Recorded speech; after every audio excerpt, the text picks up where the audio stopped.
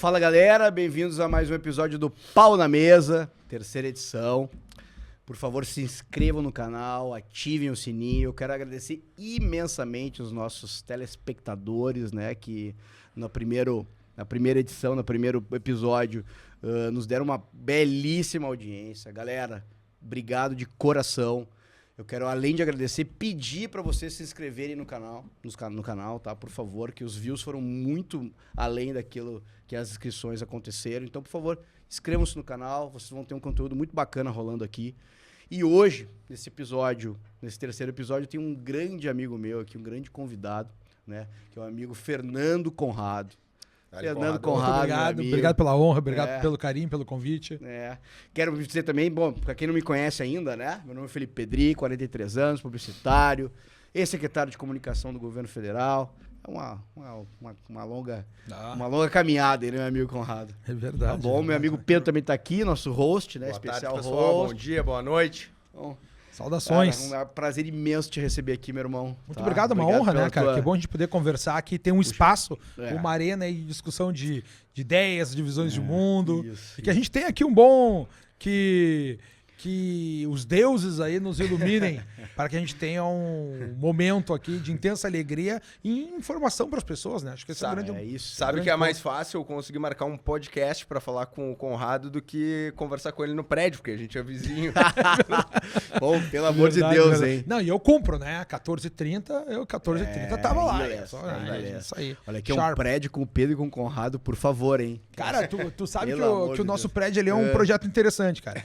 Um amigo comprou um prédio, cara, com grandes... tinha os apartamentos grandes, ele dividiu, mobiliou tudo igual, fez serviço de camareira, de limpeza, tal. Então parece o prédio dos Friends, assim, cara. Pra gente que a gente tá numa comunidade epicurista, né? Que os amigos conviviam junto, um cruza com o outro no elevador, conversa. Se precisa de um apoio físico ali, tem um apoio. Se precisa de um apoio de infraestrutura, até mesmo apoio moral, né, cara? Às vezes o cara tá meio triste ali, bate um papo com os amigos. É muito interessante, cara. Uma proposta muito interessante, né? Que legal. Conrado, deixa eu te explicar uma coisa, cara. A gente se conhece de longa data, né? E, poxa, nos conhecíamos aí, sei lá, 10, 15 anos. E eu queria te perguntar aqui, saber de te contasse um pouquinho dessa história pra nós, de como foi essa transição, assim, né? Do Conrado, o super fotógrafo sempre foi, né? Que viajava o mundo inteiro, acho que continua viajando, não sei como é que tá fazendo isso hoje, mas do super fotógrafo que tu era, né? No sentido de viajar o mundo inteiro, fazer imagens maravilhosas aí, acompanhando uma galera que andava de carro, né? Uma galera, até explica um pouquinho pra galera como é que era isso. E como é que foi essa transição, cara, que tu pegou assim porra, cara, eu tenho toda essa bagagem filosófica, política. Foi o momento do país que te fez fazer isso? O que te levou, né? O que te picou, assim? Falei, cara, eu vou fazer isso aqui agora. Eu vou avançar um pouquinho, porque assim, eu que faço isso já há algum tempo, né? De me expor publicamente, politicamente, né? Eu tô um pouco acostumado com isso. E eu faço isso desde sempre, né? Então, assim, eu sempre tive meio acostumado. Agora, eu fico curioso porque, cara, não é fácil tu assumir politicamente, tu assumir publicamente posições nesse país, né? Sim. E eu queria saber como é que foi essa tua transição, assim. O que te fez ser hoje esse cara aí, esse cara tão conhecido do Brasil, né, velho? Que loucura, esse cara hoje que, pô, eu viajei junto pra Londrina com um Conrado agora, pô, cara, é impressionante, cara. Todo mundo parando, rockstar total. Que loucura, né? Mas isso é bom quando as pessoas vêm cruzar contigo na rua, não porque tu é bonito, é ator da Globo, é um jogador de futebol, porque, Conrado, a gente pensa da mesma forma, né? Legal, Tu exprime as ideias do jeito que eu gostaria de exprimir. Eu fico muito lisonjeado com isso. Até mesmo, cara, um dia desse eu tava no Rio de Janeiro. Muito gratificante. Cara, eu fui palestrar no Rio de Janeiro faz uns 15 dias, não, 15 faz um mês e meio atrás, tá? E aí eu tô ali no hotel, no Leblon, desço no hotel, fui cara, meia-noite e pouco, fui comprar um remédio ali, tal. Quando eu tô descendo, quando eu entrei na farmácia, assim, tem um cara bonitão, grandão, forte, aqueles, né, o típico cara do Rio de Janeiro, ali, com uma gata do lado. Menino do Rio. Cara, com uma gata do lado, assim, daí ele me olhou e falou assim, ó, tu é o Fernando Conrado? Eu falei, sou. Daí ele olhou pra mulher e falou assim, ó, meu amor, baita filósofo. Olha o ponto que a gente tá, cara, como a coisa se transformou. Né? Agora, Pedro, quando faz uma pergunta dessa, que bom que a gente tenha tempo pra conversar. Eu vou ter que voltar um pouco no tempo aqui, né? Minha formação, cara, desde Eu entrei, eu tenho 43 anos, mas sou de 79. Entrei na faculdade, cara, de Ciências Sociais, Sociologia, Política, Antropologia e Direito em 1997. Eu me formei em 2000. Imagina, cara, meu trabalho de conclusão lá na URGS foi soberania, cara, em 99. Soberania e supranacionalidade. Até que ponto um país é soberano no momento que ele submete à ordem internacional? Que era o globalismo. Olha, ninguém falava de globalismo. Adiantou em 15 anos a pauta. 20 anos atrás era meu... 99. Em 99, cara, minha formatura em Ciências Sociais e Direito. Então eu fui advogado 12 anos, advoguei durante muito tempo até meu pai morrer, cara. Quando meu pai morreu, eu perdi a ilusão da imortalidade. Falei, cara, eu vou morrer. E essa vida aqui de escritório, no Mendes do Zen, Rádio Italiano, Padre Chagas, o Último Andar, tal, me pareceu pouco. E a fotografia já era o meu hobby. Eu sempre tive minha atividade principal como direito e tive outras atividades paralelas que eu sempre tive. Fui muito bem em todas elas. Gostava. Bom, imagina, cara, fui jogador de pôquer profissional, fui campeão brasileiro sul-americano. Essa eu não sabia. Caraca. Primeiro escondeu essa informação da gente. Cara, pior que ainda eu fui o advogado que fez que teve as primeiras decisões liberando o pôquer no Brasil. Cara, então a gente vai ter que fazer um programa, então é o seguinte, vamos dividir os Conrados. O Conrado, vamos fazer as três fases. Mas olha só. Tem a ver com isso, vamos dividir o Conrado. Exatamente dentro do homem, a gente tem dentro de nós essa tendência, né? O cara que é mais corajoso, que vai pro mundo, né? E às vezes nós temos uma parte dentro de nós romântica, mais idealizada, própria da juventude. E eu tinha esses dois caras dentro de mim, essas duas forças. Esse cara que fala expansível, Conrado, e esse cara mais romântico, mais idealizador é o Fernando. Né? E aí, cara, a fotografia começou a tomar conta da minha vida. Ela era o meu próprio hobby. E quando as pessoas... Foi muito engraçado, porque era o meu hobby pessoal mesmo, não tinha nada. Eu botava minhas fotos no Flickr, na época tinha o Flickr, né? Eu botava Facebook, Flickr. E um dia no Flickr, cara, chegou uma mensagem pra mim assim, ó. Botei minhas fotos, fui a Punta do Leste, fiz umas fotos no Réveillon, botei no Flickr lá. Um dia chegou uma mensagem pra mim assim, ó. Buenos días, Fernando. Soy Marlene, directora de arte VIP, una revista masculina Lifestyle. Me gustó muchísimo tus fotos. Bla, bla, bla. Gostaria de hacer una nota sobre punta. Eu nem falo espanhol, tá? Meu espanhol é esse nível portunhol que a gente tem aqui. Bom, beleza. Daí eu respondi pra ela, olha, pô, eu vi lá, revista chiques famosos de Punta do Leste. Pô, legal, né, cara? Tem uma foto tua numa revista. Daí eu falei pra ela, pô, olha só, eu não falo espanhol, né? Mas tá tudo certo, pode usar, só me manda uma edição de vocês pra eu guardar aqui com uma foto minha na revista. Daí ela me respondeu, não, cara, eu sou a revista VIP da Editora Abril, aqui. Eu sou da revista VIP a Quente, aqui do Brasil. Pô, eu já comecei a inflar, porque daí o que foi que eu pensei? Para aí, olha só. Eu faço, né, a diretora de arte da revista VIP, Grupo Abril. Os caras têm um monte de fotógrafo para fotografar. Nenhuma prestou de Punta do Leste. Daí eles têm um banco de imagens com milhares de fotos. Nenhuma prestou para essa nota deles. Daí a diretora de arte vai pra internet, tem bilhões de fotos, ele escolhe uma minha, eu devo estar muito bom nesse negócio. Daí eu botei na internet, no Facebook, fotografo pra fora. E ali, cara, eu comecei a fazer as primeiras fotografias pros amigos. No início era um escambo, né? Me dá um flash, eu fotografo pra ti. Foi praticamente o concerto gaita dos postos de Porto Alegre. É isso aí. Daí eu comecei a fotografar para alguns amigos. Quando os estranhos começaram a gostar, eu comecei a cobrar. E a partir dali, cara, cresceu, foi. Que ano foi isso, mais ou menos? Cara, isso aí faz uns 14, 13? 12, meu pai morrendo do 12 pro 13. Porque eu me lembro ainda que à noite, lá essa história da morte do meu pai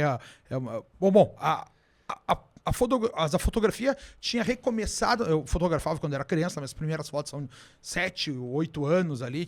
Mas a primeira câmerazinha, aquelas de filme ainda. Depois parei, porque óbvio, né? A vida diz: você não pode fazer isso, você tem que seguir a vida certa, ser advogado, né? E eu comecei a advogar por conta disso. 2010, esse fato que eu falei da revista VIP foi 2010.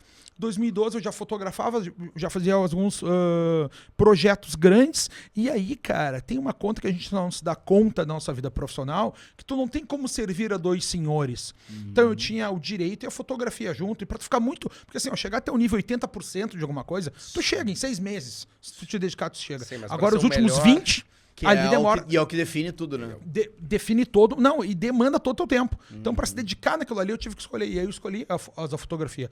E quando a fotografia começou a pagar a Goldstein, pagar o Zafari, pagar a Car House, né? Que eu pagava o apartamento, a comida e o carro, pô, larguei o direito na hora. Claro. Não, vou largar e vou me dedicar a isso aqui.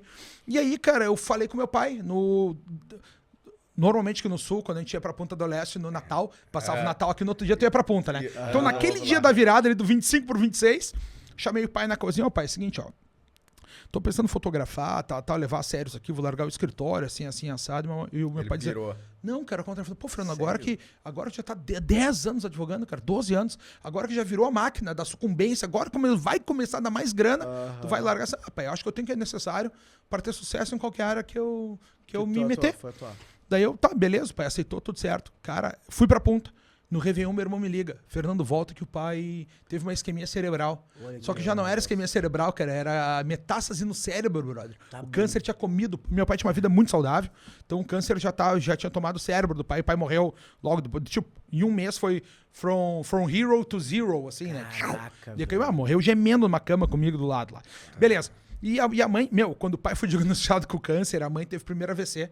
E a mãe teve um AVC atrás do outro. Ficou anos, desde 2013. A mãe até hoje tá sob meus cuidados. Minha mãe é vizinha. Minha vizinha de porta. Vizinha de porta. Não, porque minha mãe agora eu trouxe pra morar comigo, né? Então eu moro em cima, lá no último, e eu moro no primeiro. É a grande família. Tá perto? Não, tá longe perto, né? Não tá tão perto que chega e nem tão longe que precisa de ajuda. Então a gente tem essa dinâmica própria que é muito bonito, cara, né?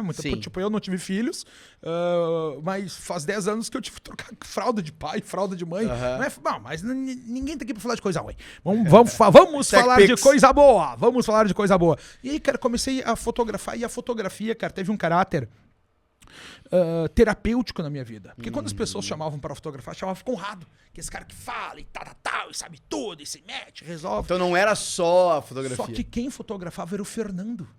Era aquele cara mais tímido, artista, pá. E quando eu mostrava as fotos para as pessoas diziam o seguinte, assim, ó. Pô, Fernando, que lindo que ficou isso aqui. Pô, Conrado, adorei. E era a foto do Fernando. Eu comecei a ter mais certeza de mim mesmo. E aí eu me transformei num outro ser humano, cara, que é Fernando Conrado. Que é o homem que eu sou hoje. O cara que se expressa melhor, que se expõe melhor. Então, quando eu comecei a ter acesso ao Instagram, isso aí em 2014 ali, por exemplo, que eu comecei a botar mais coisas por conta das viagens pelo mundo, e isso aí, meus trabalhos pelo mundo, eu girava e mostrava um pouco de arquitetura, de arte, de história, contava para as pessoas como funcionava. E aí, cara, nas eleições de 2018, cara, ali a coisa começou. Eu tinha lá, tinha uns 10 mil seguidores na época, que para mim era, eu era o dono do mundo, né? Sim. Tô com 10 mil seguidores. Eu lembro desse boom. Né? O boom, 2018, 10 mil seguidores, eleição. Gênio do mundo, tal. E aí, cara, quando eu comecei a ver o que a gente vive hoje, esses movimentos subreptícios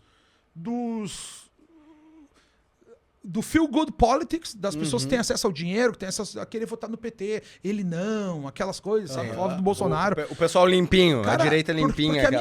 Porque o meu voto até então, no início, não ia ser presidente do Bolsonaro, ia ser pra qualquer um que arrumasse a economia. Porque o que eu pensei? Cara, só o Brasil nunca vai sair desse nível de corrupção. Então, se arrumar um pouquinho a economia, nós já vamos conseguir menos viver nesse negócio. E eu me dei conta, cara, que não interessava para nós termos uma vida econômica organizada se a gente morria por assaltos e violência, que era o que a gente tinha aqui até então. Né? E aí eu pensei, peraí, vou mudar. E aí, diante do movimento subreptício, pró-Lula, pró-Haddad, que era o posse, eu falei, não, para aí, eu vou ter que mudar meu voto para alguém que possa ganhar. E aí eu mudei meu voto pro Bolsonaro e fiz um textão no Facebook. Só que daí, aí que tá, por conta da foto, eu comecei a ser o cara do textão. E escreve bem. Escrevia bem, tal, era advogado, né? Eu escrevia, tal, botava bem minhas ideias, tal. Comecei a me expressar cada vez melhor e ter a coragem de se expressar, porque é difícil ter coragem para se expressar, de botar a bunda na janela. Exatamente. Alguém vai gostar e alguém não vai gostar. Né? Isso aí a fotografia me deu. De fato, que foi essa transição de vida. E aí, cara, quando eu comecei, daí eu falei, olha só, tem que fazer um vídeo pro Facebook para dizer do meu texto. Meu texto ficou bom, o pessoal tá gostando, eu vou fazer um vídeo disso. E eu não sabia gravar vídeo. E aí eu fiz os stories do Instagram, ainda fiz de lado, assim, ó, para conseguir depois gravar a tela e botar no Facebook. Só que os stories estouraram. Isso. E aí os stories começou a tomar conta. E aí as pessoas, daí eu vi, cara, que o que eu sabia sobre... Imagina, minha formação é... dentro do curso de Ciências Sociais, tu tem a graduação em Sociologia, Política e Antropologia. A minha especialização, minha ênfase é em Antropologia e é em Ciências Políticas. Eu fiz as duas ênfases ali. Gosto de Ciências Políticas. Eu vi que as pessoas não sabiam o que eu sabia.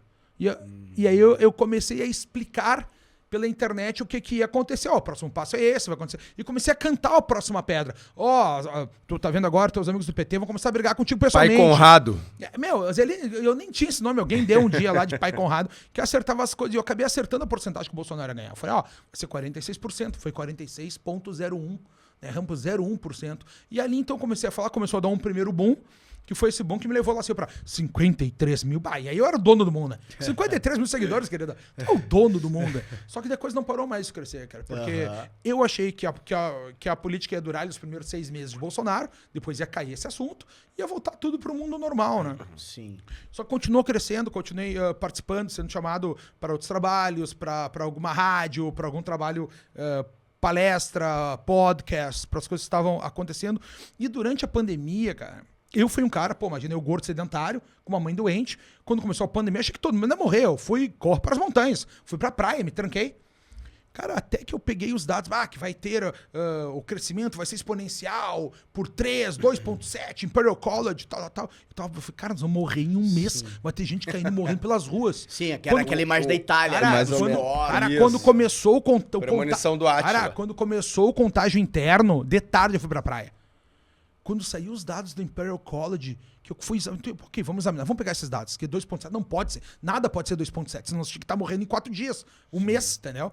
E eu comecei a ver, cara, peguei a tabela original e vi que era tudo um golpe, tá ligado? Os caras chutavam, não, para aí, isso aqui é tudo um golpe. Voltei pra cidade, deixei a família lá, minha mãe, de fato, meu irmão ficou lá. A cidade Walking Dead, assim, não tinha nada. Nada, cara, nada. Eu voltei pra cidade e comecei a pesquisar essas informações, comecei a botar no Instagram. E aí, cara, por conta de ter acabado com a pandemia, parar as viagens, eu fotografava Polo Norte, China, casamento de todo mundo aí, no meio do deserto, Toscana, falo 6 línguas, me defendo tudo que é lugar, ia pra tudo que é lugar, o mundo parou. E ali, cara, durante a pandemia, eu fiz um curso online para ensinar exatamente as pessoas o processo civilizatório. Só que para não chamar de processo civilizatório, que é chato pra caralho, desculpa os termos, né, eu comecei a falar que o nome do meu curso era Corações e Almas.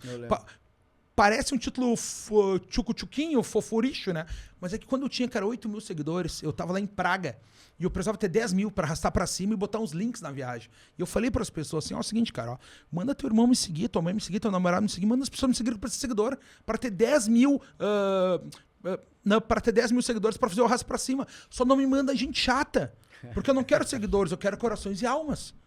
Cara, então o início de tudo foi Corações e Almas, e esse é o nome dele, que é um curso de processo civilizatório. Então dentro dele tu tem o conteúdo semanal, com a parte filosófica, porque também daí, durante a pandemia a minha ideia era, vou explicar os conteúdos do mundo, viajando pelo mundo, esse é o sonho, né? Só que tudo fechou, então foi muito difícil no primeiro ano. Mas depois a gente já fez civilização direto do Egito, modernidade do México, capitalismo de Nova York.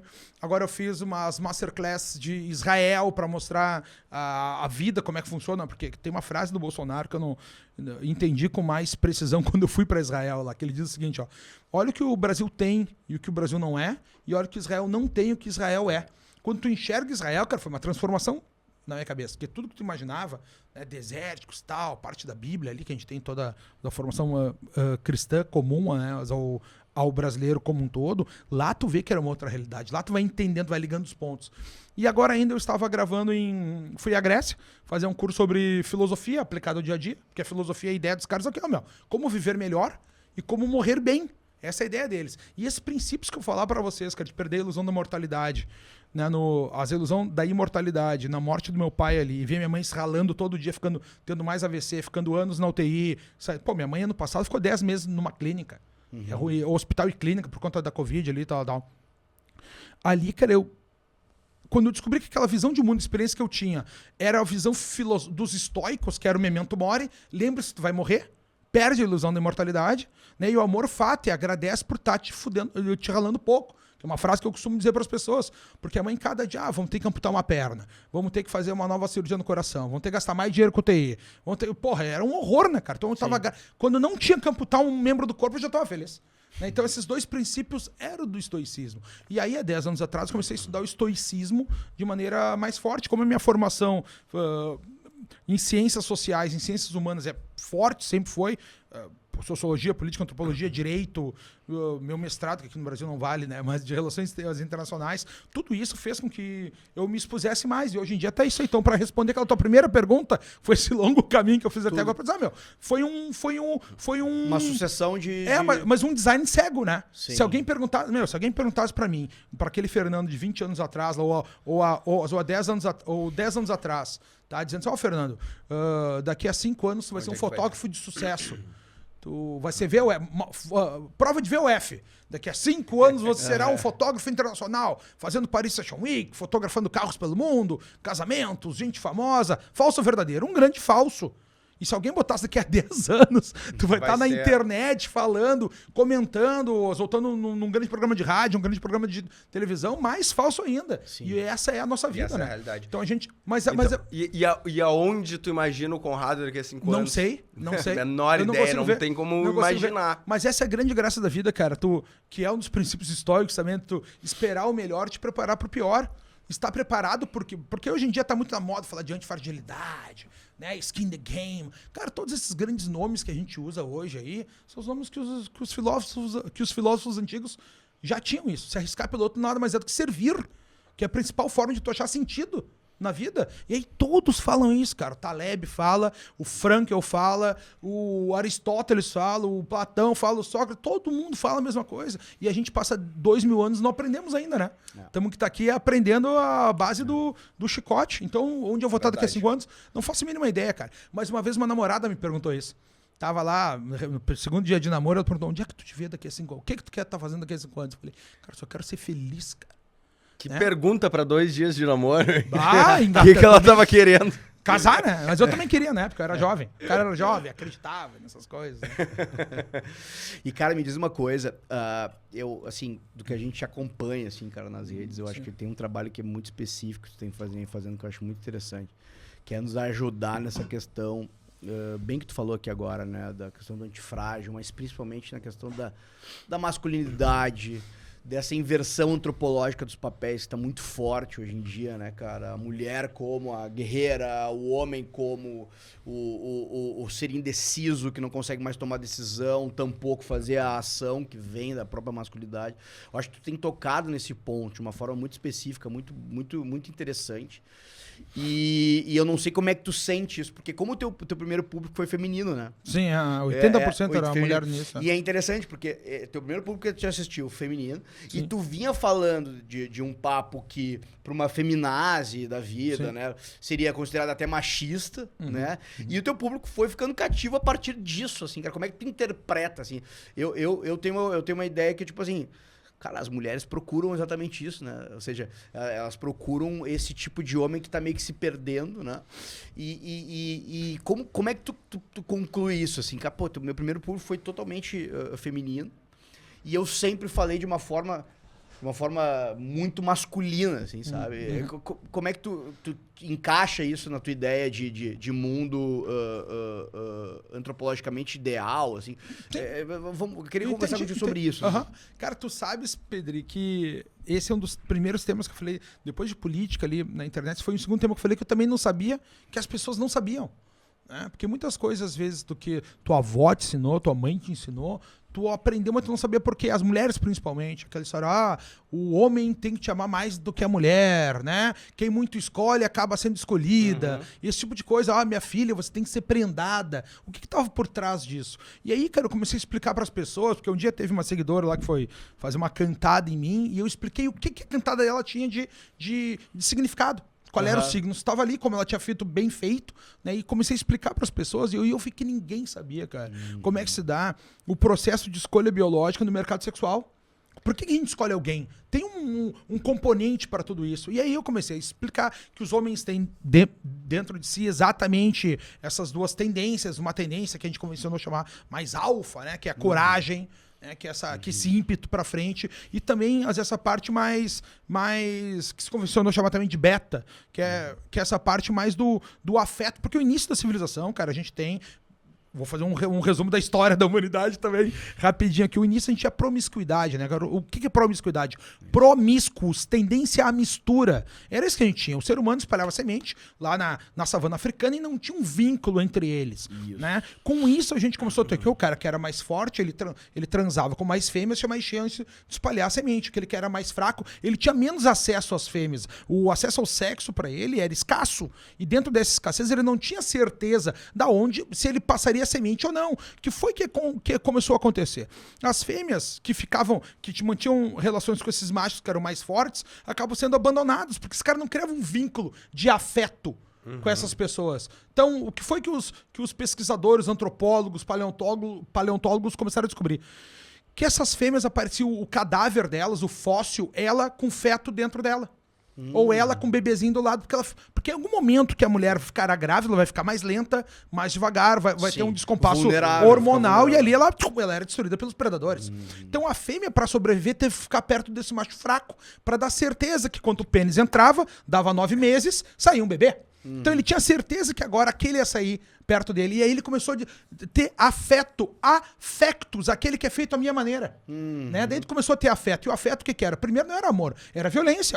Tu não vai sair com os outros, tu não vai dar pra mais ninguém, tu vai ficar do meu lado. Era o ciúmes, era a possessão. Então era uma tendência masculina, essa tendência à violência. Isso aqui, se alguém sofrer violência, aí, senhores, chamem ajuda, chamem a polícia, não tem que estar sofrendo. Porque é uma tendência masculina. Não interessa, isso aí a gente não é, né? Nós estamos dentro da civilização hoje em dia. Então o conceito, cara, de afetos é isso. É aqueles que se parecem comigo, tanto no rosto, quando eu vejo, quanto nos costumes, nas práticas. E aí, cara, começou a acontecer o quê? A civilização começa a crescer a partir disso. Quer ver uma coisa? Quando o homem casa com a mulher, como é que a gente fala quando a gente tem o caso? Eu vos declaro... Marido e mulher. Por que não é marido e marida? Por que não é marido e marida? Porque o homem se torna um marido, ele se submete a uma Maria, a uma mãe, ao verbo marir. Ele é o particípio do passado do verbo marir. Ele submete a fêmea. Se a gente for pensar, o mundo é machista um caramba. Qual dos dois sexos teve que refrear sua potência sexual? O homem ou a mulher? Se tu perguntar pra qualquer mulher, quantos homens quer transar esse ano? 25, 30. Pergunta pra qualquer homem, quantos quer transar? 1000, 2000. Entendeu? Porque o sexo pra mulher, cara, é chance de doença, é chance de violência, é chance de porque é penetração. Não é uma coisa amistosa, tu entende? Tua mulher sempre procurou manter sua relação com... É uma invasão, né? É diferente. Não, é risco, né? Risco. O sexo pra mulher é risco, pro homem é fazer prazer. Já o relacionamento pra mulher é vida. Porque alguém vai estar cuidando dela, protegendo, ele quer que nasça aquela prole daquela mulher, ele vai prover energia pra ela sem ter que trabalhar. Então o relacionamento pra mulher é vida e pro homem o relacionamento é morte. Porque agora tem que sustentar 2. Perfeito. Tem que sustentar mais o filho. Então dentro da civilização, cara, o que foi que a gente teve? Como é que... Bom, do verbo marir, né? Cara, a gente chega o quê, meu? No matrimônio, domínio da mulher, domínio da mãe. O homem submete ao matrimônio. Entendeu? Sim, ele vem a servir. Cara, ele vem a cuidar, aquilo ali, a economia, economos, as regras da casa, a mulher que administra.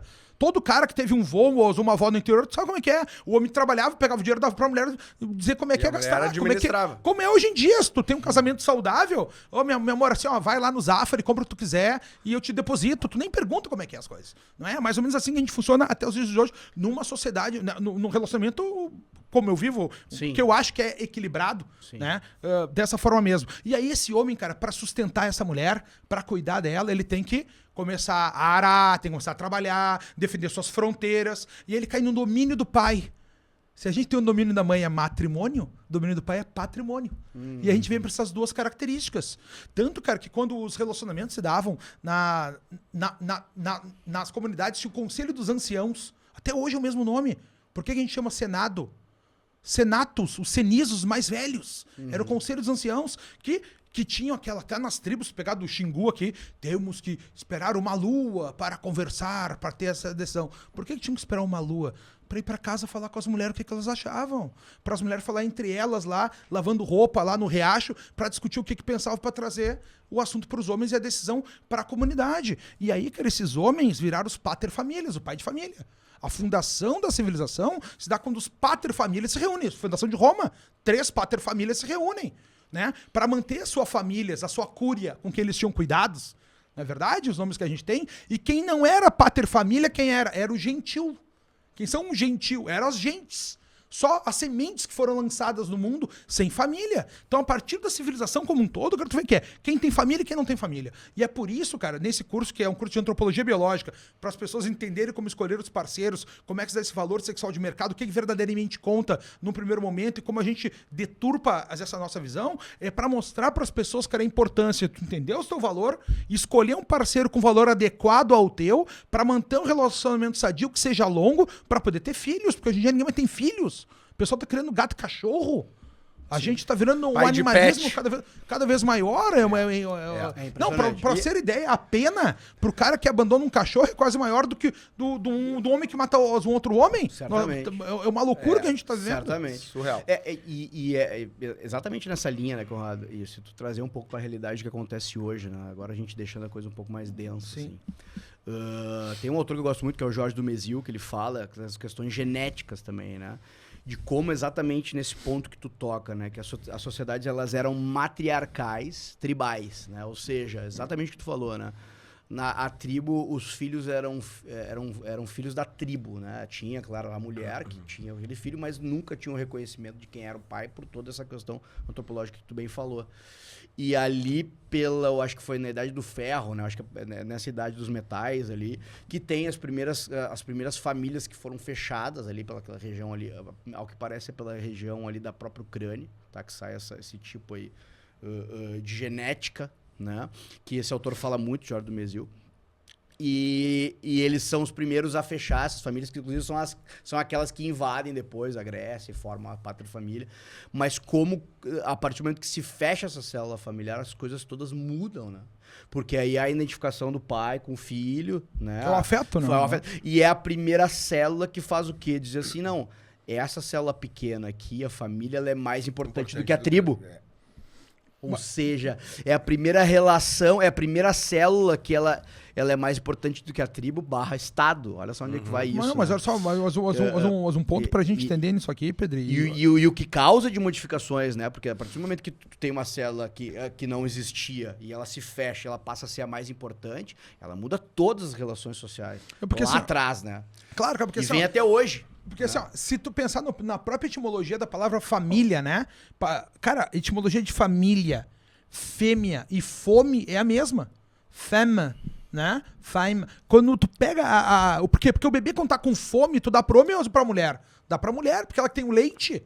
Né? Então, a etimologia é mesmo. E a família, essa filia em relação à fêmea, aqueles estão ao redor da fêmea. E nesse momento que a gente tem a família, como falar com vocês, a civis, né? Tu começa a cidade. As pessoas têm que é o cidadão, que é a civilização. Antes tu tem a humanidade como um todo, né? A vida nômade, mas a civilização, quando a gente começa a dar o passo, a crescer, a sair da idade do bronze, começa a ter metais, começa a ter construção. Porque, cara, os índiozinhos brasileiros, cara, não chegaram na idade do bronze. Isso. Os caras não têm acesso a metal. Os caras não têm construções de pedra, tu entende? Os caras pularam da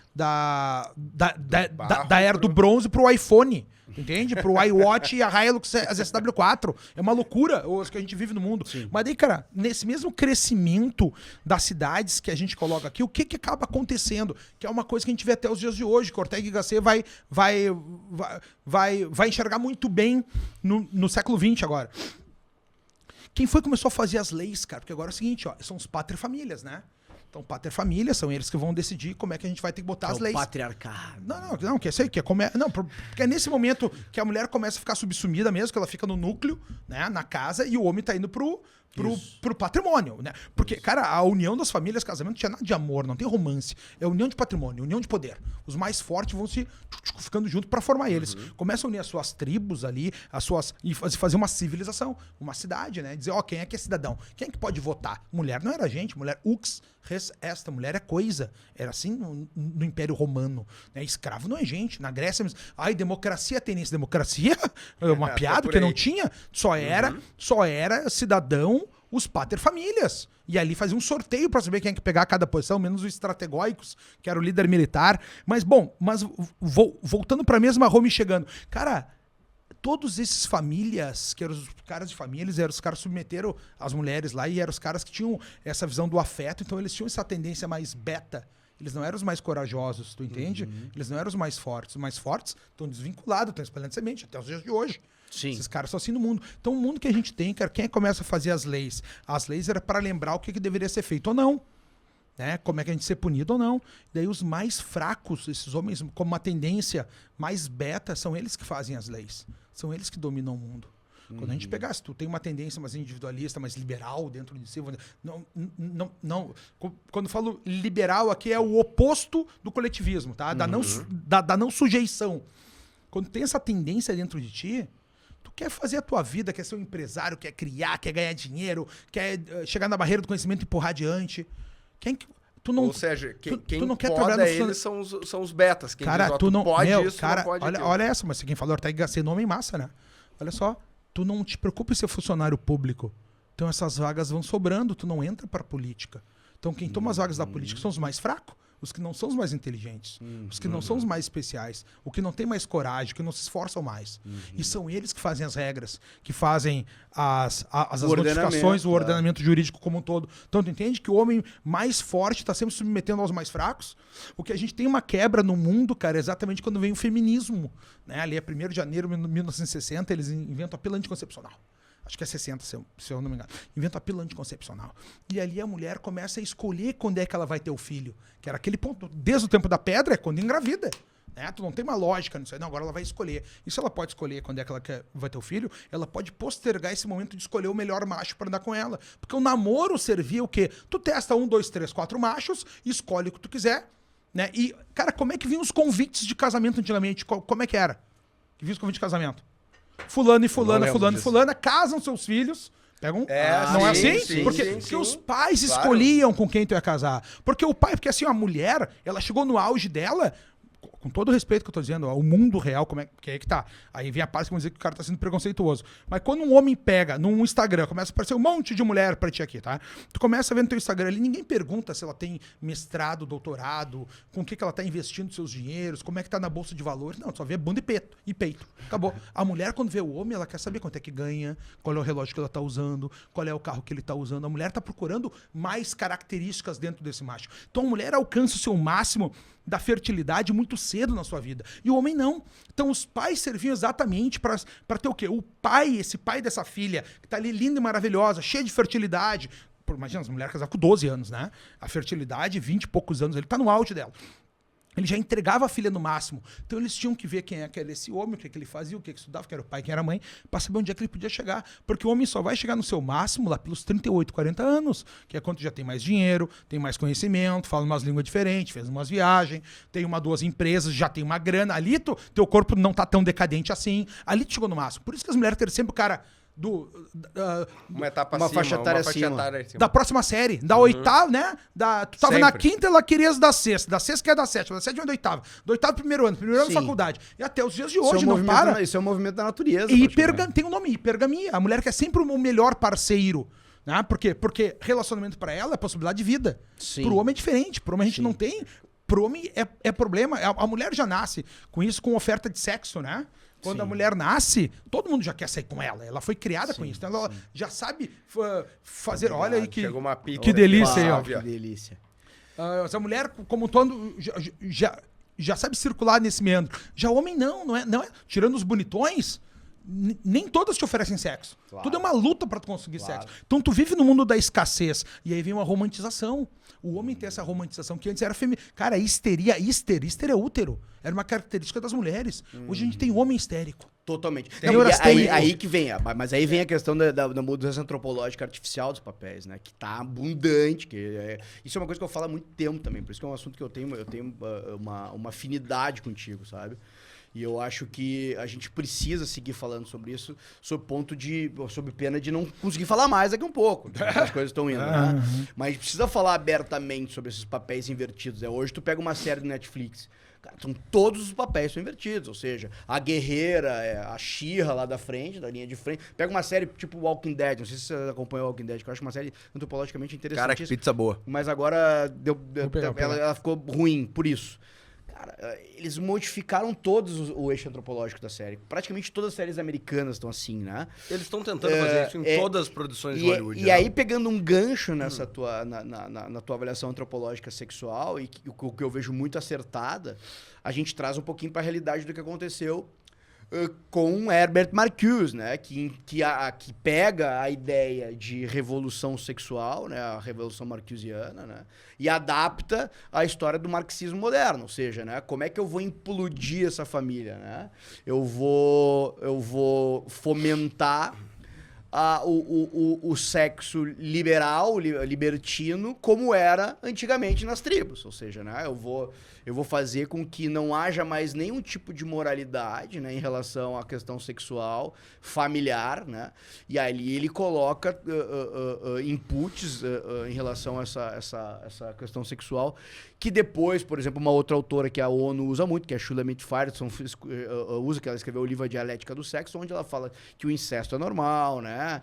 Que pai transando com filha é normal, né? Então, assim, eles tentam normalizar para quê? Né?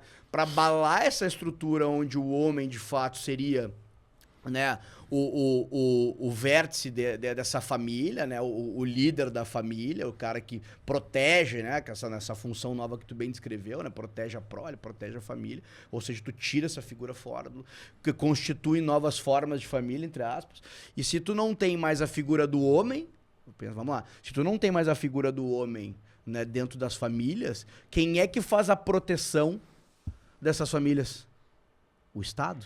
Né? Então tu tira o componente de proteção, aquela última linha, né, onde o Estado não chega nunca, que é aquela proteção. Não, olha, o Estado vai chegar até aqui, mas entrar na casa não, que é aquela coisa que é essa noção que nós temos, né? Não, peraí, na minha família ninguém mexe, né? Na minha porta de casa aqui ninguém vai bater, né? Então tu tira esse componente de proteção, que é o homem de fato, né? Cria novas formas, entre aspas, de família. Veja como essa história de engenharia social, ela não é brincadeira, gente. Ela acontece de fato, né? Fomenta, né, essas novas formas de família, para que, de fato, no final das contas, a proteção, né, desse núcleo não seja mais a partir de um indivíduo, mas sim do Estado. E é bom lembrar que isso não é um autor louco que escreveu e isso nunca vai pra prática. A gente tem projetos de lei, inclusive no Brasil, que tentou liberar pedofilia e incesto. Não tô falando de um país africano. Sim, não, vocês terem uma noção, o Michel Houellebecq, o que escreveu... Houellebecq, que escreveu Submission, um cara espetacular, inclusive é um livro que eu recomendo todo mundo ler, e que ele fala muito dessa questão sexual, inclusive no próprio livro, né, na questão da França. Ele deu uma palestra aqui na URGS, em Porto Alegre, no Teatro da URGS, e ele fala dessa questão muito fortemente, assim, né, de como na Europa, né, esse arcabouço de leis foram criados para que hoje houvesse um Estado matriarcal estatal. Ele fala exatamente essa palavra, né? Estado matriarcal estatal. Onde o homem, né, ele é suprimido nas suas individualidades, né? E colocado numa parede ou numa espécie de aprisionamento, né, cognitivo, para que ele não seja mais o homem, né? Não tenha mais a virilidade. Aí vem a desvirilização do homem. E a Europa efetivamente está acontecendo. Tanto que, né, quem é que está invadindo a Europa com virilidade? O islâmico, né? Isso o Houellebecq fala muito no livro dele. Tu sabes, cara, que quando tu traz esse nome, tanto o próprio Marcuse com a escola de Frankfurt, uma coisa que a gente tem que voltar aí, que a gente já conversou aqui, né, o conceito de família vem da fêmea, vem da mulher. Não existe família sem mulher, tu entende? Não existe essas coisas que eles tentam colocar na nossa cabeça abaixo. Porque é o ponto que a gente estava tratando antes, tá? Quando a mulher pode escolher quando vai ter o filho, ela fica nessa espiral de achar o melhor macho e ela não alcança. E aí acaba ficando sozinho. O que a gente tem que... Quanto mais vai passando, a mulher vai se distanciando da sua fertilidade, menos ela é escolhida pelos homens, menos ela consegue escolher os machos. Porque o macho vai subindo a proporção dele de poder e vai escolhendo sempre as fêmeas com mais fertilidade, né? E nesse mundo facilitou a vida de quem? Do feminismo, né? Facilitou a vida do alfa... Exatamente. Que não tem vinculação nenhuma. Que pode viver livremente. Porque ele pode comer todo mundo livre, sem dor nenhuma. Porque o início da essa mulher antigamente, que ela foi criada numa família que não podia dar pra todo mundo, tinha que se cuidar, e aí vem a revolução, porque a revolução sexual as pessoas entendem errado, tá? Revolução sexual não é tu poder dar pra todo mundo, a revolução sexual é trocar os papéis de homem e mulher, que é o que a gente vive hoje, tá? E aí esse mundo começou a ficar de cabeça pra baixo na revolução, e tudo isso, meus amigos, porque assim, ó, vem ataques de todos os lados e corrobora ali nos anos 60, tá? O que a gente tem acontecendo, cara? A gente tem lá como o próprio Nietzsche, que é um cara que eu gosto muito, mas ele dizia, olha só, o ser humano tá ficando racional demais. Quanto mais racional a gente ficar, menos humano nós seremos. E acontece o quê? Acontece a ascensão do Hitler ao poder. Pá, era tudo que o pessoal da escola de Frankfurt... Porque assim, o pessoal da escola de Frankfurt é o seguinte, cara, os caras são... Marx escreve o Manifesto Comunista em 1848. A primeira experiência que a gente tem do comunismo do mundo é a experiência soviética, 1917, na Rússia. Quando os caras da escola de Frankfurt começam em 1924, eles já viram que deu errado. O Lenin já morreu, já não deu certo. Já estão matando gente e o Stalin tá no poder. Sim. E ele, olha só, isso que não nos serve mais. Nós temos que achar uma nova história para contar. E aí eles começam a dizer o quê? Vem a teoria crítica. O nome da escola de Frankfurt, literalmente, teoria crítica. Teoria crítica diz que, olha só, esse mundo que a gente vive não serve. A gente tem que questionar e jogar pedra nele. Mas só que o pessoal da escola de Frankfurt diz que nós somos os eleitos, que sabemos como é que o mundo deve ser. Sempre tem uma elite que quer cagar regra na cabeça dos outros. Repete sempre. Meus amigos, a própria ONU, quem é que vota para algum representante da ONU? Ninguém vota, meu. Quem vai pra ONU são aqueles caras que não são benquistos nos seus países, que é o seguinte, meu, vai pra geladeira, vai pra ONU. E aí esses caras ficam lá dizendo regra pra ti. Você tem que usar máscara, tem que tomar vacina, tem que fazer... São os caras que mandam e as pessoas acham que tá normal. Exatamente, daí a gente volta até pro teu TCC da faculdade. Mas é exatamente isso que eu questiono há 20 anos. Mas eu questiono há 20 anos. Até que ponto o país é soberano quando ele se submete... Mas deixa eu continuar mais um pouquinho, que eu quero trazer onde é que começa essa farra toda, cara. Quando a gente começa... Bom, beleza, daí vem a escola de Frankfurt, todo mundo atacando. E aí é o seguinte, ó, criticar, tu já é mais inteligente que tu critica. E a gente vê esses cantores de funk achando que são artistas que criticam. Daí todo mundo quer criticar. Porque criticar é fácil, tu não tá fazendo nada. Tu não tá construindo nada. E aí tu virou... Cada crítico virou sinônimo de intelectual. Então é por isso que a gente tem cantor de funk que é intelectual, não sei o que da televisão que é intelectual. Porque esses caras... Que o nome é críticos de cinema. Aí é que tá, tu entende? Porque o cara tá só pra criticar a história. Ele não tem uma própria solução. Mas sabe, cara, que a coisa mais maluca que a gente tem antes do Marx estourar no mundo, a gente tem a figura de dois caras que é muito interessante. Quando é que voltou o fato de ter... Porque assim, ó, a escola vem com Charlemagne, com Carlos Magno, lá, o rei dos francos. Aí ele começa a escola, ter escolas para as pessoas estudarem. No próprio Platão, na Grécia Antiga, tinha a Academia de Platão, que eram as escolas que a sociedade dizia quem quer ser o diretor. O Aristóteles tinha o Liqueion, né, porque ficava perto onde os lobos moravam, era o Liqueion, e o Platão tinha a academia, em homenagem ao herói Academos. O Aristóteles estudou com Platão lá, depois fundou a sua, já era velho, tinha 35 anos quando ele funda a escola dele. Beleza, cara, mas olha só, meu, daí vem uma mulher chamada Mary Wollstonecraft, né, e ela dizia que o homem e as mulheres tinham que ter a mesma formação. E essa formação tinha que ser dada pelo Estado. Ali ela começa quando ela puxa o feminismo. E ela tem um marido. E o marido dela, cara, é o William Godwin. Olha essa história que legal. William Godwin, ele é o cara que era casado com uma feminista, já era meio pau-mandado, meio beta daquela mulher ali. E ele é um cara que diz, olha só, ele era um dos socialistas utópicos, tá? Ele veio um pouquinho antes do Marx ali. Junto, concomitante, tá? E aí, ele diz o seguinte... Olha só, cara, nós estamos com 50% da força de trabalho, a Revolução Industrial está chegando ao seu auge, né? O pessoal está passando fome, a coisa está feia, e aí ele diz, nós estamos com 50% da força de trabalho em casa, temos que trazer as mulheres para o trabalho. E ele faz uma experiência com a filha dele.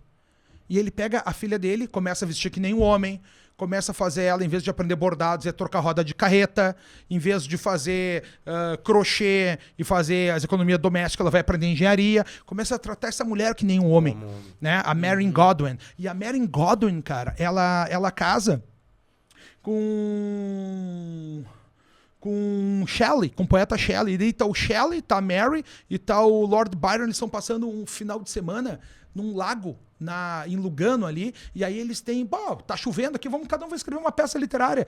E aí ele escreve Frankenstein, que é esse monstro, né? Porque o Frankenstein, ele faz o quê? O nome do monstro não é Frankenstein, o nome do monstro é Legião, pois não sou um, sou muitos, né? E ela quer falar com esse doutor, o Frankenstein, que foi que criou ela sem saber quem ela é. Porque ela é um monstro, ela é uma parte homem, uma parte mulher. Ela é essa grande confusão. E o que ela pede pro Dr. Frankenstein no livro? Ela pede um amor. Ela pede que o Dr. Frankenstein construa uma Frankenstein pra ela também, porque ela não sabe mais quem ela é. Então, quando a gente começa a questão do feminismo, isso já deu errado no nascimento. O livro Frankenstein é a prova que não dá certo essa merda há 200 anos atrás. Imagina. Que era isso que buscava fazer, essa inversão que é a revolução sexual. Porque olha só, nos países mais igualitários, por exemplo, que a gente não tem o acesso aos dois sexos ao mercado de trabalho e tu não tem um abismo financeiro entre os dois lados, homem faz coisa de homem, mulher faz coisa de mulher. Na Suécia, 96% das enfermeiras são mulheres, 4% são homens. 97% dos engenheiros são homens, 3% são mulheres. Cada um faz alguma coisa. Na África não é assim. No Brasil não é assim. No Brasil, 37% dos engenheiros são mulheres. Ou seja, a questão vocacional, né? Não tem. Por quê? Porque a mulher teve que entrar no mercado de trabalho masculino para poder comer. Onde deu. Cara, 50% dos lares da nação são de mulheres abandonadas. Isso. E filhos criados sem pais. Mães solteiras, filhos criados sem pais. 50% de um país. Vocês entendem quão perdido a gente tá? Porque daí que tá, quando essa criança nasce, ele não tem mais a figura do pai e da mãe. Sim. Quem é que vai ensinar pra ele como ele tem que se arriscar a morrer pela fêmea? Né? E aí tem uma mãe que troca de parceiro o tempo todo, né? Volta pra promiscuidade, pra essa tendência à mistura. Do que essa criança vai ser feito? Como é que ele vai aprender a ter uma mãe que não se honra? Sem base nenhuma. Que mulher que ele vai puxar? Espelho. Porque, cara, o grande objetivo que a gente tem na reprodução social é tu observa a geração que veio e tenta ser um pouquinho melhor que ela. Né? Eu queria... olha só, o conservadorismo como um todo, e aqui... Bom, mas hoje em dia no Brasil a gente tem essa direita limpinha aí que, conservadorismo, se não tiver lá no Burke ou no Kirk, não é conservador, se não acredita em monarquia e na igreja sagrada, apostólica, romana, não é conservador. Cara, olha só, esquece isso, tá? Vamos só para uma linha geral. O que é o conservadorismo? É conservar as coisas que deram certo, fazer o teste do tempo e se tiver que melhorar, tu dá uma melhoradinha adiante, vai incorporando aos pouquinhos. O que é o reacionarismo? Achar que o ontem era melhor que o hoje. O que é o progressismo? Achar que o amanhã vai ser certamente melhor que hoje. A gente não sabe. Na Praça Matriz aqui, tem um obelisco ali atrás, tá escrito conservar melhorando. Mas esse é um ditado que tu tá falando desses positivistas. Não interessa, cara. Conservar melhorando, uma baita ideia. Tá na nossa ordem e progresso, vamos organizar e o progresso vem constantemente a partir disso tudo. Então, o que eu quero dizer, cara, com tudo isso?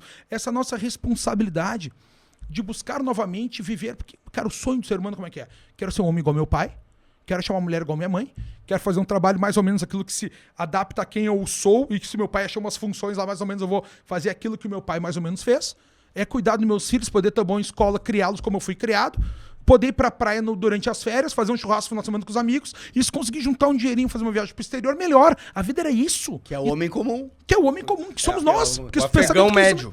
Mas é isso que a gente queria, que todo mundo queria. Hoje em dia a gente mudou. Hoje em dia a gente entra num nível romântico de achar que tu vai ser jogador de futebol, que tu vai ser um grande astro da TV, que tu vai ser presidente da República. Aí a frustração, né? A frustração, quer dizer, tu sempre vive pro amanhã, tu não vive palestra no hoje. CIPEC foi nesse tom, né, Conrado? Explica um pouquinho pro pessoal aí como que tá, cara. O que eu observo enquanto cientista social, e é o tema filosófico que eu trabalho mais aí ultimamente, são os males da modernidade. Como é que a gente se perdeu? Como é que a gente chegou no mundo que tá tudo dando errado? A gente começa a observar. Então tem diversas características. Uma delas, a primeira delas, é a secularização. Quando a gente se afasta das divindades. Porque antigamente, cara, como é bom tu poder botar a culpa em Deus, né? Como é bom tu... foi Deus que quis. Teu pai morreu de câncer. Foi Deus que quis. Agora ele está num lugar melhor. Como é bom tu acreditar que vai estar num lugar melhor. Ele morreu de câncer gemendo. E agora ele está num lugar melhor. Paz no coração. Quando tu não tem mais Deus, meu amigo, tu acaba. Não, a culpa não é de ninguém, de quem foi a culpa. E aí tu quer achar a culpa e não tem culpado. E aí tu fica triste porque tu quer achar botar a culpa em ninguém. Tu quer botar... O ser humano tem isso. E era bom na hora do desespero tu achar que não tá sozinho. Tu ter relação com o outro. Claro, a fé é isso. Claro, mas a fé é isso. A fé é na hora do desespero tu achar que tu não tá sozinho. Né? O Deus... Te dá força, né? Cara, independentemente do Deus. Pode ser o Deus da igreja católica apostólica romana, o do judaísmo, o sincretismo religioso com o candomblé, os gnomos. É tu acreditar em outra coisa. Porque essa coisa que tu acredita é o eterno outro. E aí tu tem um relacionamento de saber quem tu é. Porque hoje em dia, quando a gente chega também no cientificismo, tu acha que a ciência vai te manter inteiro e vivo para sempre, tu acha que tu não vai mais morrer. E aí, quando tu não morrer, pra que tu precisa de Deus, tu não vai morrer? Pra que tu precisa de filhos, tu não vai morrer? Vou criar cachorro e gato, né? Vou ver só por mim, tu vive numa vida cada vez mais individualista. Só preciso eu, só eu o tempo todo, meritocracia, né? Eu sou muito bom, vou chegar até lá. E aí, quando tu não consegue, de quem é a culpa, se não tem mais Deus? Se a meritocracia diz que quem trabalha alcança, aí tu sofre. E as doenças neuronais vão vindo cada vez mais. Olha o que a gente vive, cara. Fear of missing out, né? O FOMO é uma doença que a gente tem. O que é o medo de estar obsoleto? O que é isso? Sabe quando pega o celular, tem ali umas mensagens que tu não viu? Tu fica louco, tem umas mensagens que eu não vi, tem que ver, tem que responder todos os meus e-mails. Tu começa a ter uma angústia cada vez maior, uma ansiedade cada vez maior. Porque antigamente, cara, a gente tinha medo das coisas, de um medo objetivo. Tu tem medo do escuro, medo de altura, né? Medo do lobisomem. Mas agora é angústia. Tu não sabe do que tu tem. Tu tem angústia com o quê? Sim. Entendeu? E aí o sofrimento não sabe cada de vez onde mais. tá vindo cara, aquilo. não é à toa que a gente vive no mundo. Cara, 400% de aumento em antidepressivos, de consumo de antidepressivos. Psicotrópico caindo do céu. Cara, dos depressivos, 40% consumidores são mulheres de 40 anos. Segundo o público, crianças de 10 a 12 anos. E o homem só não toma porque se mata. E será 76% dos suicidas são homens. O suicídio, segunda causa de morte entre jovens de 15 a 24 anos. Tu acha isso normal? O ser humano que tira a própria vida porque não alcança os sonhos? Será que daria, numa loucura, assim, fazer um link entre as mulheres de 40 anos que tomam esses depressivos? Será que elas não foram influenciadas nesse? Não, vou ter minha vida do jeito que eu quero, dar pra quem eu quiser, não vou casar. Claro que chegou nos 40 e agora? Desespero, acabaram os óvulos. E agora? Fudeu. Estão acabando os óvulos, tá sozinha. Claro. Daí ela enxerga a realidade. Porque daí esse é o problema, cara, esse é o problema do progressismo. Tu jogar teu sonho para... E daí hiperromantização. Porque hoje nos relacionamentos, tu chega no qualquer relacionamento, tanto homem quanto... Antigamente era coisa de mulher, tá? Hoje em dia é de homem e mulher. Os homens estão ficando histéricos. Hister, que é o útero feminino, o homem tá sofrendo igual com isso aqui. As pessoas chegam num relacionamento, cara, com uma lista de dever do que o outro tem que fazer. Tem que ser bonito, querido, rico, tal. E se tu não cumprir algo da minha lista, tu tá cometendo um crime contra a humanidade. Uhum. Se tu tá defendendo a tua lista, tu tá fazendo um crime contra as cláusulas pétreas do mundo e eu vou chorar. Tu entende? Vou tomar um remédio ainda. Porque, cara, olha só, a tristeza, o sofrimento faz parte da vida. O problema é que a gente foi criado numa ilusão que o conceito de felicidade é esse: é amar a todo tempo, ter alegria a todo tempo, viver numa festa infinita. E a vida não é isso. Que o mundo não é o caos, né? Cara, e o mundo não é isso, o mundo é dor. O que a gente não tem no mundo hoje, cara, é o conceito de catarse. O que é o conceito grego de catarse? É tu passar um perrengue, superar o perrengue, essa grande felicidade. Quando tu pega lá, ser um Wegelin aqui pra ler, que é uma encheção de saco, tá? Tu vai ler o Wegelin aqui, tá? Lê o Wegelin, mas daí no final tu leu e tu entendeu. Tu diz, pá! Orgulho da compreensão, da alegria. Só que te tomou um mês lendo esse Wegelin aqui, meu. Tu entende que tu virava à noite estudando pra uma prova de matemática, no outro dia tu lá tirava 10. Pá, era uma alegria. Prazer, Cara, isso era catarse. Assim, ó, por exemplo, tá, o Grêmio Inter, eu sou gremista, tô ouvindo o jogo do Grêmio. O Grêmio mete 1-0 aos 10 do primeiro tempo. Daí toma um gol aos 35 do segundo tempo e um gol aos 44 do segundo tempo. 2-1 pro Inter, eu vou pra casa triste. Tá? Sim. Ou melhor, meu exemplo não valeu. Zero exemplo de novo, tá? O Grêmio tomou... O Grêmio tá aqui. Ah, não, mas é isso aí. Não, mas vou mudar diferente. Como é que eu vou fazer? Não, eu vou mudar o exemplo. Desculpa que é importante dar esse exemplo aqui. O Grêmio vai lá, faz um gol aos 10 minutos do segundo tempo, do primeiro tempo, faz um gol, 1-0 o Grêmio, 10 minutos do primeiro tempo, faz 2-0 aos 15 do primeiro tempo. E aí, lá no final, aos 45, toma um gol. Foi 2-1, tu vai pra casa triste. Né? Puta, o Grêmio tava ganhando lá, tomar um gol lá. Agora, o jeito de ser diferente. O Inter faz um gol aos 10 do primeiro tempo, né? E o Grêmio passa todo o jogo, não faz gol, faz uns 40 e faz uns 45. É 2-1, mas a minha alegria é de virada. De virada é mais gostoso por causa do sofrimento, cara, por causa do embate. E a gente tá tirando o sofrimento da vida. Valoriza o prazer lá no final. Tá todo mundo vivendo esse momento de todo mundo achando que prazer a vida é um eterno cruzeiro pelo Caribe. Isso. Não, e aí, tu pegou o livro do Wegelin pra gente falar um pouquinho dele, né? Da questão da transcendentalidade, né? Como a secularização tira essa noção de legado do ser humano, né? Ou seja, tu não consegue mais ter aquela questão que tu fala muito de pertencimento, né? Ou seja, tu não pertence a algo que vem aí de 20, 30 gerações, tu não te sente pertencente, né? A uma continuidade, ou seja, o que eu tô fazendo nesse mundo, né?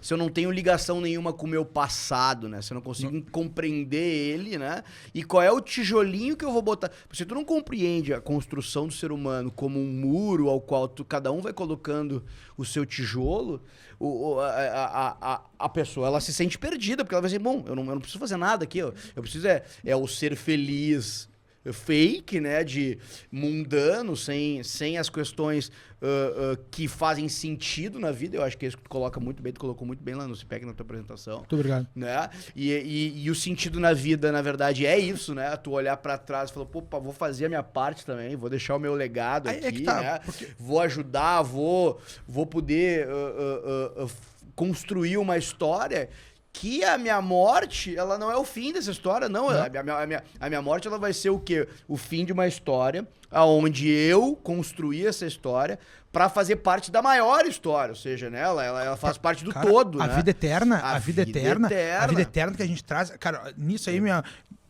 minha visão é bem pragmática, tá? Eu sei que no Brasil hoje a gente tem essa tendência a dizer que a nossa cultura é judaico-cristã. Não é, né? A nossa cultura é greco-romana. Se tu vai olhar ali as estátuas, tem as ninfas daquele... Não. Eu ia falar agora. Não, mas enxerga. Agora o pau vai pra mesa. Mas a transcendentalidade não muda por conta disso, tá? Olha só, tem diversas... Não, é que ela tem uma intersecção. Tá. Tem uma intersecção em São Tomás de Aquino e São Tomás de Agostinho. Não, mas eu não tô nem chegando lá, porque pra mim tá tudo certo. Cara, se for ver ali, a gente tem as ninfas daquele lado, a gente tem aqui uma armadura. Aquele ali, aquilo ali, a gente tá com a nossa cultura greco-romana. São os gregos de um lado e os romanos dos outros, que é a força, é o poder, é a luta, é o risco, é o belo do outro lado. A mulher que tu quer transar é aquela que tá parada ali, não é nenhuma santa, entendeu? É aquela ali que tu quer, aquilo ali que tu busca. O homem busca aquilo, a mulher busca aquilo ali, ó.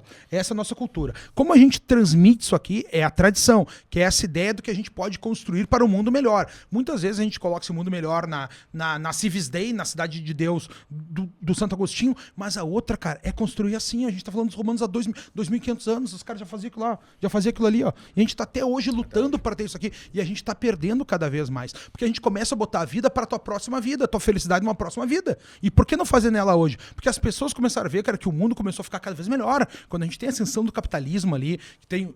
Olha só, a modernidade como um todo começa com a queda de Constantinopla em 1453, 52, né? Cai Constantinopla, o mundo sai do Sacro Império Romano Germânico e vai para as bordas, né? Vai para Portugal, Espanha, Amsterdã e Inglaterra. O mundo, eles, não temos como chegar mais no Oriente, temos que ir de barquinho. Eles saem de barquinho, desculpa aqui. Eles saem em direção de barquinho por todos os lados. Por conta disso, eles começam a inventar coisas, né? Por exemplo, Portugal dominava o mercado todo. Como é que é... olha só, Nova York não foi conquistada por um rei nem por um reino, foi conquistada por uma empresa. A Companhia Holandesa de Navegação. Eles conquistaram Nova York, uma empresa, uma companhia. Como é que eles conquistaram? Porque um cara, o Cornélio Cornélios lá, inventou, sabe o quê? O virabrequim. O cara inventou o virabrequim. O cara botou o virabrequim, sabe aonde? Num moinho de vento. Daí o moinho de vento, em vez de fazer pão girar desse jeito, ele fez o virabrequim e fazia assim, ó. Daí sabe o que foi que ele botou no virabrequim? Uma serra. Ele botou um virabrequim com a água, serrando madeira para fazer tábua para navio. Enquanto em Portugal demorava 18 meses para fazer um navio, os caras faziam 300 em 18 meses. E botaram 300 navios, dominaram o mundo. Acabou com Portugal, acabou com todo mundo. Pegaram tudo para eles. Tudo para eles os holandeses tomaram. Entendeu? Dessa forma, com essa guerra.